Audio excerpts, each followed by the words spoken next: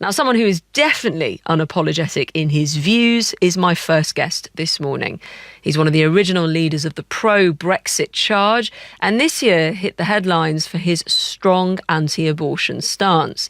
He also cuts an unusual figure in the increasingly modernised political world with his double-breasted suits and his old-school cut-glass accent.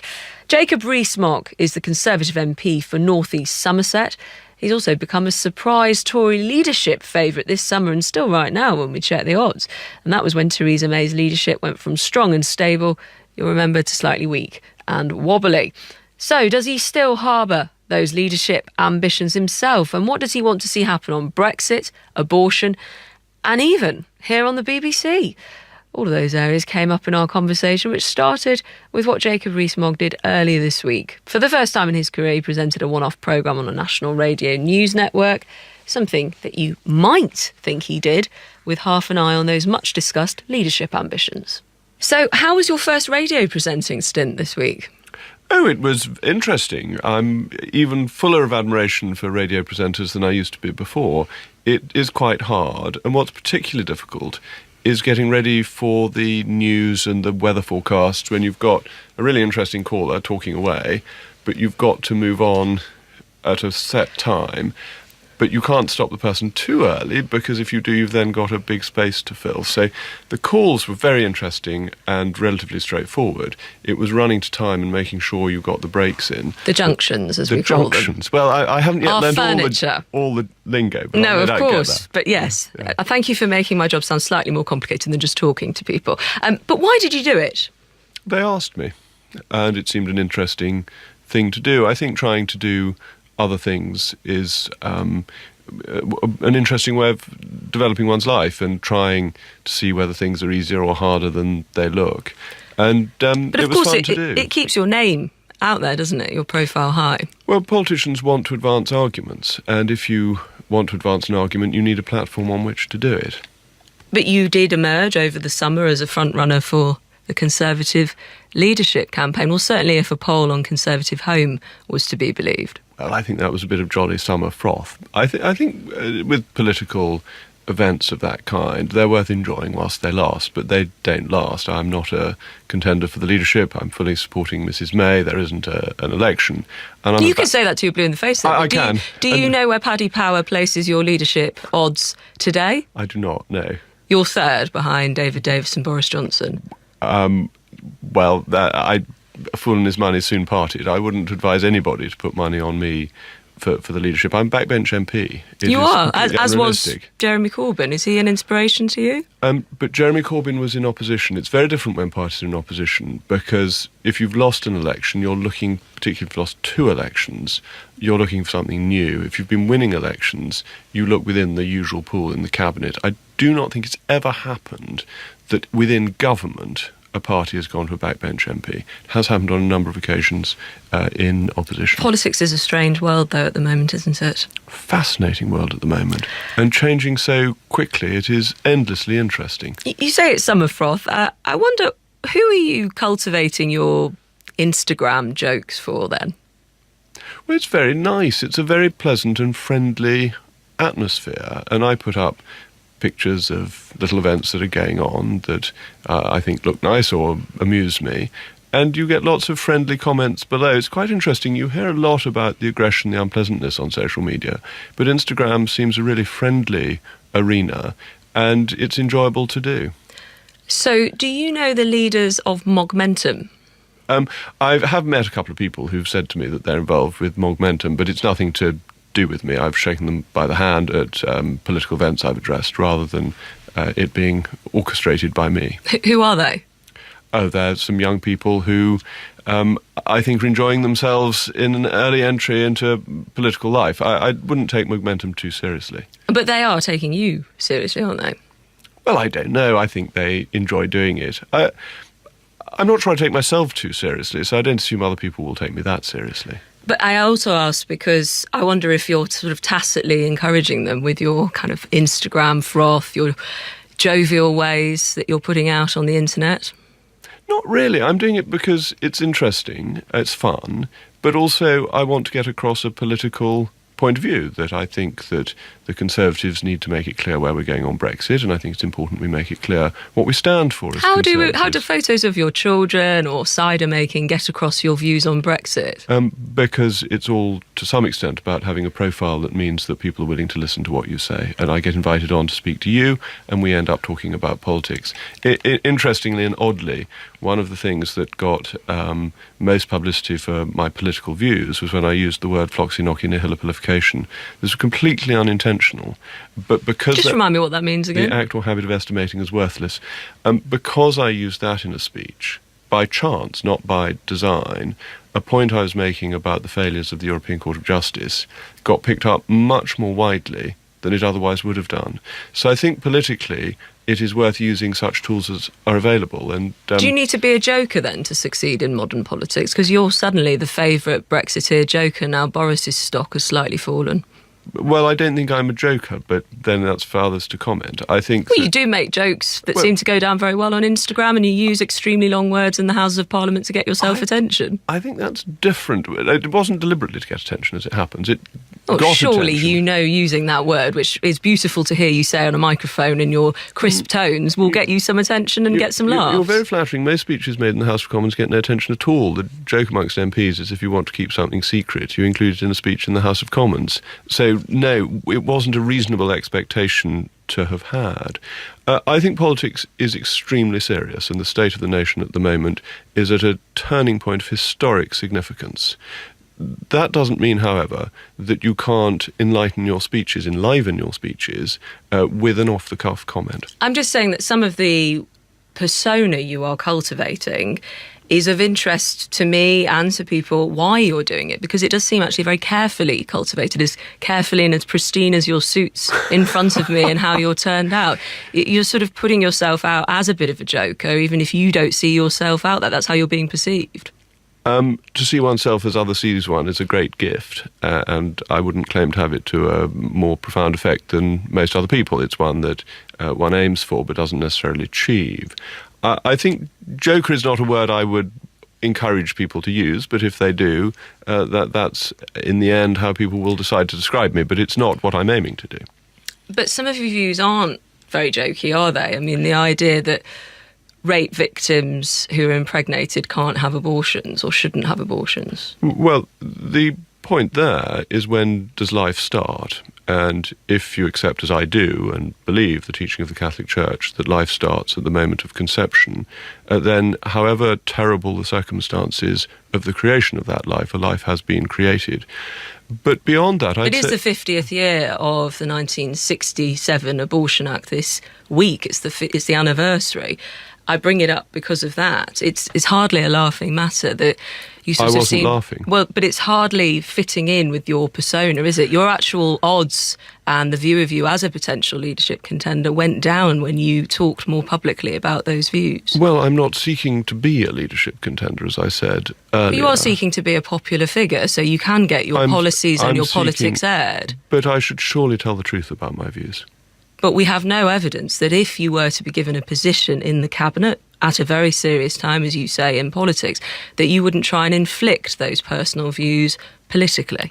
You know perfectly well that's not how the system works, that views are not inflicted on the country in that way. We have a democratic... We don't know, you wouldn't lobby for them. We have a democratic system, and the overwhelming majority of the House of Commons do not share my view. There is no prospect of the law being changed on this issue. Have you ever met a rape victim? I have had people come to my surgery who have said that they have been victims of rape, yes. And have they ever talked to you about these views that you hold as their MP? They have not discussed these views with me. Would you feel comfortable talking to somebody who'd had to have an abortion because she was raped with those views that you hold? Of course I'd be willing to talk to somebody in those very difficult circumstances. And I'm not beginning to pretend that those circumstances aren't exceptionally difficult and upsetting, and that a great wrong has been created at the point of the rape.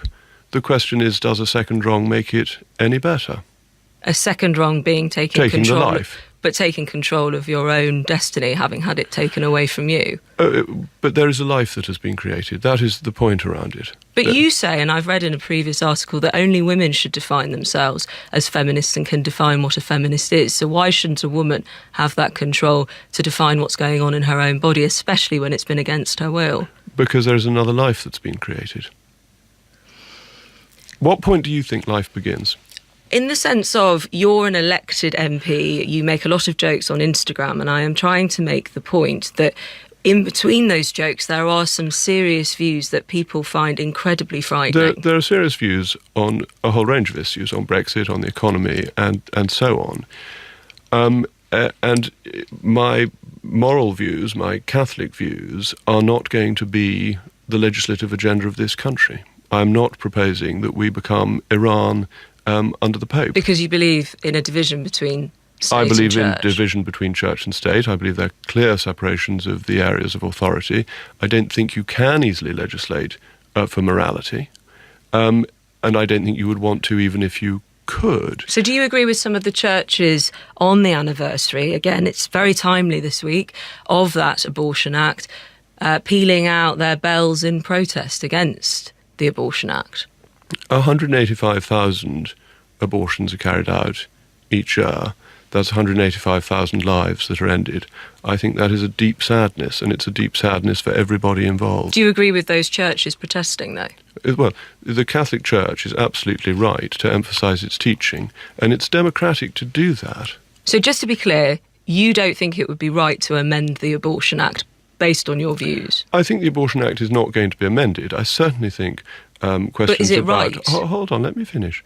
It is important to look at the number of weeks, because to abort babies beyond the number of weeks at which they could live outside the womb seems to me extremely difficult to defend. So you would support a bringing down of 24 weeks? I would certainly support that. To what level? Let me be absolutely clear. I'm opposed to abortion. I think it is wrong. I am clear on that, but you also said that... But the law is not going to change, because the House of Commons has no desire to change Jeremy Hunt, that. who's the Health Secretary, has also said he would support a reduction in those weeks. The number of weeks. Yes, so I was talking about an amendment on the anniversary of that Act. I would certainly support an amendment to reduce the number of weeks. And could you just give my listeners the clarity what weeks you would bring it down to? Well, there's no proposal before the House of Commons, so we'd have to see what came up. You don't have a view on that at the moment? I'm waiting to see if there is any proposal. There isn't a proposal. So you're not proposing anything? I'm not making any proposals on this part of the debate, but my starting point is that life begins at conception. OK, but just because people like Jeremy Hunt, who sit in the Cabinet, have taken a view about that number of weeks, as has Maria Miller, the former Women's Minister, do you have a view on the number of weeks? Just to be clear, in the week of the anniversary. I would be in favour of the number of weeks being reduced. Of course I would. By how many weeks? Well, as many weeks as possible. You've got no number on it. I'm against abortion. Yes, I am aware of that, but I'm trying to understand in a legislative chamber what you would support. I would support reducing the number of weeks of any proposal that came forward to that extent. But there isn't a proposal at the moment. So you don't have a view on the number of weeks? Some people really do. No, I think that life either begins at the point of conception or at the moment of birth. To fix a number of weeks in between is essentially arbitrary. But you would support a reduction? But I would support a reduction. And you don't have an arbitrary figure on an arbitrary I don't have an arbitrary figure on something that isn't being proposed, no. You sit on the Brexit Select Committee, that's where you're off to this morning, to move on to other areas of policy or debate. Could I ask, the company you part-own and co-founded, Somerset Capital Management, will it be richer or poorer because of Brexit over the next 5-year period? It won't make any difference, because Somerset Capital Management invests entirely in emerging markets which are not affected by Britain's membership of the European Union. So you won't profit from Makes no Brexit? Difference at all, no. And you won't have any losses? I will have neither profit nor losses through Somerset Capital Management, no. It's thought that you've been paid around £4 million from this firm during your 7 years in Parliament. I asked the question... That's an invented figure. Is it? Yes. What's closest to the mark? You can look at my declarations for what I've been paid, and you can add them up. You don't wish to share? As a man who shares a great deal on social media? My declarations are in the public domain, so if people want to look up what I am paid for the work I do for Somerset Capital Management, they can look it up. People have speculated about other figures. So, but £4 million's off the mark? it is a completely invented figure. The reason I ask you about your companies, lots of people listening to this are concerned about their own businesses during a time of instability. You can at least admit it is a time of, we don't know if we're going to walk away with no deal. We don't know if we're going to walk away with a deal. All business is about dealing with uncertainty. That's how businesses work. Yes, but this is a slight moment of national uncertainty. People aren't buying or selling their homes at the moment necessarily because of Brexit. This is classic BBC. Because of Brexit... Well, I think that's slightly unfair. If I could put some facts to you, I'm quite a fan of them. It's the constant refrain of the BBC. In spite of Brexit, there's been some good news. Because of Brexit, there is bad news. This is simply not the case. Well, does Mark Carney, the Governor of the Bank of England, work for the BBC? The last time I checked, he wasn't on our payroll. Mark Carney has consistently complained about the Brexit vote and the result of Brexit. He said before the Brexit vote took place there would be a sharp downturn in the economy because of Brexit. He had a panic interest rate cut that was completely unnecessary and helped push the pound down further than it would otherwise have gone. Mark Carney is one of the enemies of Brexit. He has opposed it consistently. Do you think that's responsible, using that phrase? He's an enemy of Brexit, the man who's coming out of the job shortly and probably leaving this country. He doesn't reside here. He's got nothing to gain by other than speaking the truth, you could argue. Well, he's been consistently wrong. Well, can I put this to you? OK, the UK's GDP growth slowed this year to rank as the lowest in the G7. Brexit and the uncertainty has already hit people's incomes and is weighing down on the economy, according to Mr. Carney. And Britain's slowing economy is taking its toll on businesses. I'm sure you'll agree with The Telegraph, a paper you might read, sending profit warnings up at the sharpest rate in more than 5 years. And let's not talk about the deflation of the pound. And we've had today an announcement from Lloyds Bank of a very substantial increase in its profits. We have had, because of the fall in pound, an increase in profits from exports from this country. And that's what Brexiteers try and do. You spin the fall of the pound to be a positive. The fall of the pound is one of the automatic stabilisers in the economy. This has happened before. This is very important and it's beneficial. The fall of the pound has helped the economy. So why has our GDP growth slowed this year to rank as the lowest in the G7? You can't blame Mark Carney for a fact. The reason that GDP has fallen is that in 2016 we had the strongest growth in GDP in the G7, and that economies do not grow every single year without any pause. There is a cyclicality in economic growth. We have had 5 or 6 years of very strong economic growth. Regardless of Brexit, there would have been an anticipated slowdown in growth now. So you don't accept any of the top economists, bankers, all of them, are they enemies of Brexit? I think Mark Carney has opposed Brexit the whole way through and is an enemy of Brexit. There's no doubt about that. His statements consistently have been hostile to Brexit. The Prime Minister wouldn't vote for Brexit today. The Prime Minister didn't say whether she would or not, but she's implementing Brexit. She actually said, sorry, if I could, you're a fan of facts. She actually said, I argued and looked at the argument as it stood then, and I look at it now. In the question from Ian Dale, she didn't seem to answer the question one way or another, if that's the one you're referring to. It is what I'm referring to, and I know exactly what she said, and she didn't sound like she was changing her vote. Well, you're now saying didn't sound like. I'm saying she didn't say. So you want to say it's hardly a resounding endorsement of your position, is it? She's implementing the policy. Well, why was it leaked this week that in a meeting she had rings under her eyes when she was in the EU? Well, that's a negotiating tactic by the EU. They want to try and weaken her everybody's a liar who doesn't support your view. No, that's not true. I'm not. But just to remind my listeners, because they might not be fully across this, it was leaked that she had at this meeting rings under her eyes. She's despondent, rings on her fingers and bells on her toes, she's begging. This has subsequently been denied by the people at the meeting. They said they didn't leak it, and Mr. Juncker said that she was very contented. And yet, who are we to believe? Are we to believe a leak, or are we to believe what the President of the European Commission says? But Brexit is a huge economic advantage. The great advantage of Brexit is that outside the customs union, we can have cheaper food, clothing and footwear because we can take off the extortionate tariffs that make those goods more expensive. And making food, clothing and footwear more expensive hits the poorest in the land the most. And that's what we should be looking forward to. But we need a deal, Mr. Rees Mogg. We don't need a deal to do that. We need a deal to extricate ourselves, and we need to pay a great deal of money. Neither of these things are accurate, that we don't have legally to pay any money at all. If you look at the House of Lords report from earlier in this year, it set out that under international EU and UK law, if we leave under Article 50 without a deal, we owe no money whatsoever. So no deal saves us all that money and means we can immediately lift the tariffs that are making the cost of living higher, particularly for the poorest in this country. So no deal not only is an option, but it is a reasonable option. A deal would be better, but a deal that doesn't prevent us getting these benefits. You're incredibly well informed and incredibly confident for a man who isn't around that Brexit negotiating table. You're merely on a select committee, a member of a party that can't agree with itself. No, what I've actually said is that not getting a deal won't be the end of the world, but a deal would be better. I'm not commenting on the likelihood of a deal.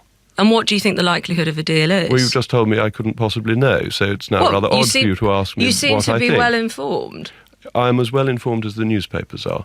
That most of the information... Well, you've just told me that something in the newspaper, that Britain's slowing economy is taking its toll on businesses sending profit warnings up at the sharpest rate in more than 5 years, is false. No, I'm not saying that. So you can't have it both ways, I'm not can saying you? that. I'm saying that is an interpretation, and I take a different interpretation. You have facts, and then you have the understanding of the facts, what the facts actually mean. And you've got to look at the cyclicality of the economy. The highest level of profit warnings for 5 years. We had a lot of profit warnings in 2012. Nothing to do with Brexit. These things happen regardless of what is going on with Brexit. And the BBC always wants to blame things on Brexit. I would argue that Brexiteers always want to blame things on the BBC. Well, I don't think that's right, actually. I think we'd get on quite happily if the BBC didn't say, in spite of Brexit, England if the BBC didn't quote people. Oh, no. The BBC News is constantly saying, in spite of Brexit, there has been such and such a figure. This is a general refrain of the BBC. You're sitting on the BBC. You can't really have it both ways, can you? What do you mean I'm sitting on the BBC? You're talking here on the BBC. You're sitting in a BBC studio sharing your views. You invited me in. You sent a taxi to pick me up to bring me in. And we're very happy that you're here. Well, it's a privilege and honour to be here. To hear what you have to say. But you can't brandish the whole BBC in the way that you're doing as anti-Brexit. Well, it is consistently. Because that's false. I don't think it is false. There's been a survey that showed overwhelmingly the BBC has invited Remainers onto most of its political programmes. The Sun carried this recently. The Sun newspaper carried that recently. You're now quoting surveys and your interpretation of certain people's views. You can't have it both ways. You were quoting surveys earlier. I could say the same to you. You can't have it both ways. Well, you're painting a conspiracy there that I don't think many people would necessarily agree with, but we aired your views and here you are. I'm not saying it's a conspiracy. I'm saying that it is a fact of Mark Carney's an enemy. The BBC is against the Brexit. But I haven't said this is a conspiracy. The Brexiteer army. It sounds like you do think there's a bit of a conspiracy by what you would probably term the establishment. No, I'm sorry to say you've invented this conspiracy. That I'm talking about Mark Carney as an individual. But he's not an individual. You don't have dinner with him. He's in charge of the Bank of England. He is an individual in this context who is a very hostile view. But he's speaking in his role. Oh, he's shamed his role because he's become a partisan. He quite disgracefully intervened in the referendum campaign by giving forecasts one way or the other, which he never does in a general election campaign. In a general election campaign, the Bank of England... Oh, yes, he should have done. I've said that before. Right, OK. Well, we're moving on into, if you're such a fan of the status quo and you're such a fan of Theresa May and you think it's all leaks that she's not in a despondent or gloomy place... No, I'm saying that those leaks were denied by the people at the dinner, so I don't know... So if you're to go with the denials... Why do you know better? No, if you're to go with those denials, but you seem to be a Theresa May loyalist, as it seems... Yes. OK, why did you criticise her Florence speech, her flagship Florence speech, in 3 key areas? Well, I raised concerns. Well, that's hardly helpful to her, is it? No, it's political debate. Well, you've just helped the other side, haven't you, by showing that there is division within your party? No, it's perfectly possible to be loyal to the leader and not slavishly follow every word that is said by the said leader. And how did that go down with Theresa May? You'll have to ask her. Well, you said you wanted to start a debate. Did she talk to you about it? Well, she's made her statements in the House of Commons. I thought the statement she made on Monday was a very helpful clarification of the government's position. If she was to have a reshuffle, Jacob Rees-Mogg, would you accept a position in her cabinet? Well, I'm not going to be offered one. Well, you don't know that, because, you're not privy to her mind. Well, she was interviewed by Ian Dale, and Ian Dale said to her, are you going to put Jacob Rees-Mogg in the cabinet? And she laughed long and loud and clear. So I think she made her view quite well known, actually. But she also said she wouldn't have another election. So we're not necessarily always able to believe what the Prime Minister says. I think I'm happy to believe what the Prime Minister has said or indicated. But if she was to offer you a role, because people can change their minds, would you accept a role in the cabinet? But she's not going to, so why should... and also, is there a role that you covet? No, thou shalt not covet. I mean, I think it's very wise not to covet. But is there a role that you're interested in? I'm not coveting anything, and I'm enjoying being a backbench MP and having the freedom to express my views, and thank you for giving me the opportunity to do so again this morning. And being on involved the BBC, on the Brexit-bashing BBC. With a leading Brexiteer, Jacob Rees Mogg. Perhaps, well, it makes a change to have one on occasionally against the hundreds of Remainers you have on. Perhaps BB stands for Brexit-bashing rather than British Broadcasting. But thank you, it's kind of you to have allowed me to come on. But as a backbench MP, I have much greater freedom to express my views. Just like Jeremy Corbyn used to, and he has momentum and you have Mogmentum. I think you're flattering me. I think... by no means am I intending to do that. But you're succeeding. Momentum is a very large organisation. It has a very considerable number of supporters behind it. It's a very... Mogmentum or momentum?